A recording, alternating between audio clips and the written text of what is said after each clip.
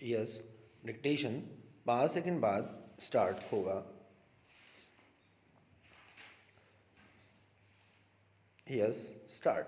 अध्यक्ष महोदय, उसके लिए सब कुछ करना है तो फिर कृषि उत्पादन का जो मूल आधार है, उस खाद और पानी की जो व्यवस्था है, जब उस पर ही कर लगाया जाता है तो मेरे मन में आता है कि कहीं वित्त मंत्री महोदय अपनी ही बात को अपने ही सिद्धांतों के द्वारा तो काट नहीं रहे हैं।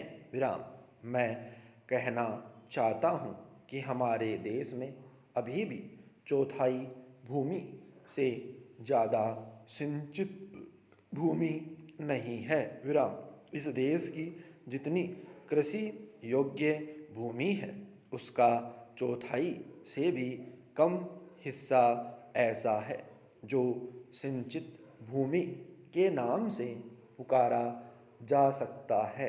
विराम। मेरी राय में अब समय आ गया है जबकि पिछले 2-3 वर्षों की नीति पर फिर विचार किया जाए और एक मात्रा में घाटे के बजट का सहारा लेकर ही सही आर्थिक तथा सामाजिक विकास योजनाओं की गति को बहुत बढ़ा दिया जाए। विराम। इस मामले में मैं समझती हूँ कि तुरंत कार्यवाही होनी चाहिए ताकि आज जनसाधारण में जो असंतोष उभर रहा है वह हानिकारक दिशाओं में न चलने पाए। विराम।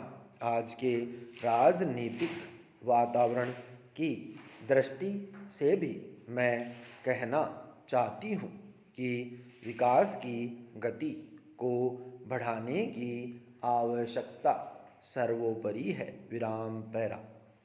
जहाँ तक कि नए बजट के अंतर्गत कर नीति का संबंध है, अच्छा होता यदि मिट्टी के तेल जैसी वस्तुओं पर अतिरिक्त कर न लगाया जाता। विराम। मेरी राय में इस प्रकार के करों से बचना ही उचित है, परंतु वस्तुस्थिति कुछ ऐसी लगती है कि प्रायः गरीबों पर करों का भार लादे बिना सरकार की गाड़ी आगे बढ़ ही नहीं सकती। विराम। एक नया कर जिसे पहली बार वित्त मंत्री ने लगाने की ठानी है वह कृषि संपत्ति संबंधी कर है। विराम। अब से पहले कुछ राज्यों में कृषि संबंधी आय कर लगाया गया था, परंतु उसके प्रशासन तथा वसूली आदि में इतनी कठिनाइयाँ आई कि राज्य सरकारों को अपनी नीति बदलनी पड़ी। विराम। बात यह है कि जहाँ करोड़ों अनपढ़ तथा गाँवों में बसने वाले किसानों पर हिसाब किताब रखने और रिपोर्ट भेजने की जिम्मेदारी लादी जाती है, वहाँ ऐसा कोई कर सफल नहीं हो सकता। विराम। उल्टे उसके कारण लाखों लोग कई प्रकार से सताए जाते हैं। विराम।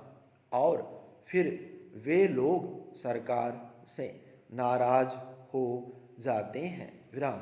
इसलिए पहले देखना यह पड़ेगा कि यह कर कितने कृषकों पर लागू होने वाला है और उससे कितना रुपया कर के रूप में वसूल होगा। विराम। स्टॉप।